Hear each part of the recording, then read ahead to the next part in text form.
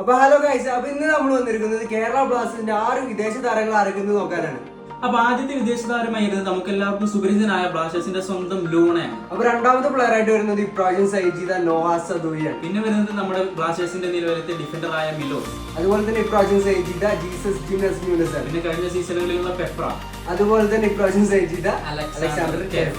അപ്പൊ ആദ്യമായിട്ട് നമ്മൾ നോക്കാൻ പോകുന്നത് നമ്മുടെ സ്വന്തം ക്യാപ്റ്റൻ അഡ്രിയാൻ ലൂണയാണ്. ലൂണയെ കുറിച്ച് കൂടുതലൊന്നും നമ്മൾ നിങ്ങളോട് പറയേണ്ട ആവശ്യമില്ല. അദ്ദേഹം നമ്മുടെ കഴിഞ്ഞ 2 സീസണിൽ അദ്ദേഹം നമ്മുടെ ക്യാപ്റ്റൻ ആയിരുന്നു. ലൂണയെ കുറിച്ച് കൂടുതൽ പറയുകയാണെങ്കിൽ അദ്ദേഹം ഒരു ടീമിന് വേണ്ടിയിട്ട് അദ്ദേഹത്തിന് മാക്സിമം ഉപയോഗിക്കുന്ന ഒരാളാണ്. കൂടുതൽ നമ്മൾ പറയേണ്ട കാര്യമില്ല, എല്ലാവർക്കും അറിയാവുന്നതാണ്.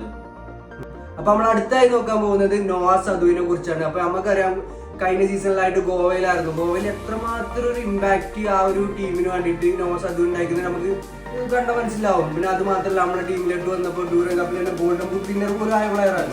അപ്പൊ അടുത്ത വിദേശ താരം മിലോസ് ആണ്. നമുക്ക് കൂടുതലൊന്നും അദ്ദേഹത്തെ കുറിച്ച് പറയേണ്ടതില്ല. കഴിഞ്ഞ സീസണുകളിൽ നല്ല പ്രകടനം കാഴ്ചവെച്ച ഒരു പ്ലെയർ കൂടിയാണ് മിലോസ്. അപ്പൊ അടുത്തതായി വരുന്ന പ്ലെയർ നമ്മുടെ ജീസസ് ജിനസ് ന്യൂനസ് ആണ്. അപ്പൊ നമുക്കറിയാം ഈ അടുത്തായിട്ടാണ് ജീസസിനെ നമ്മൾ സൈൻ ചെയ്തത്. അപ്പൊ ജീസസ് നല്ലൊരു പ്രകടനം തന്നെ കാഴ്ചവെക്കും നമുക്ക് പ്രതീക്ഷിക്കും. പിന്നെ വരുന്നത് ഫാമെ പെപ്രയാണ്. അദ്ദേഹത്തെ ഈ സീസണിൽ ബ്ലാസ്റ്റേഴ്സ് ലോണിൽ അയക്കാൻ വേണ്ടി ശ്രമിച്ചതായിരുന്നു. പക്ഷേ അവസാന നിമിഷം അദ്ദേഹത്തെ ബ്ലാസ്റ്റേഴ്സ് ടീമിൽ തന്നെ നിലനിർത്തുകയായിരുന്നു ചെയ്തത്. അപ്പൊ അടുത്തതായി വരുന്നത് ഫ്രഞ്ച് താരമായ അലക്സാണ്ടർ കേഫ് ആണ്. അദ്ദേഹം ഡിഫൻഡർ ആണ്. മാത്രമല്ല അദ്ദേഹത്തെ നമുക്ക് ഡിഫൻസീവ് മിഡ്ഫീൽഡർ ആയിട്ട് നമുക്ക് ഉപയോഗിക്കാൻ പറ്റും.